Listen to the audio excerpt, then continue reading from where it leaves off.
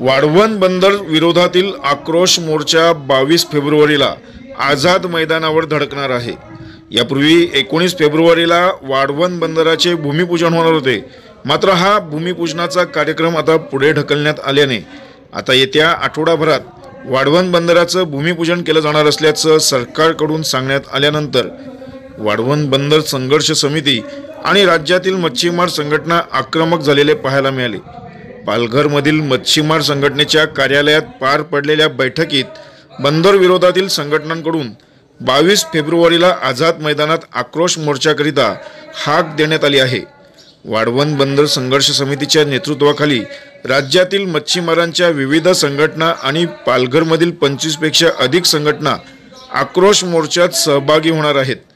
वाढवण बंदर रद्द करण्यासाठी संघटनांची मागणी असून त्यावर कायम असल्याचे मच्छीमार संघटनांकडून सांगण्यात येत आहे। वाढवण बंदर विरोधी सगळ्या संघटनांची आज पालघर येथे सभा झाली आणि या सभेमध्ये केंद्रीय पर्यावरण मंत्रालयाने जी वाढवण बंदराला मंजुरी दिलेली आहे, जी खोटी आणि फसवी झालेल्या जनसुनावणीच्या आधारावर दिलेली आहे, तर त्या जनसुनावणीला विरोध तर समस्त भूमिपुत्रांचा दिसत असताना आणि माहिती विरोधात गेलेली असताना सुद्धा केंद्रीय पर्यावरण मंत्रालयाने मंजुरी दिलेली आहे आणि याचा विरोधात म्हणून आज मीटिंग झाली आणि त्या मीटिंगमध्ये असं ठरलेलं आहे की 22 फेब्रुवारीला मुंबई येथे मोठ्या प्रमाणावरती जन आक्रोश मोर्चा ह्या सगळ्या संघटनांचा सर्वसमावेशक मोर्चा असं निघणार आहे।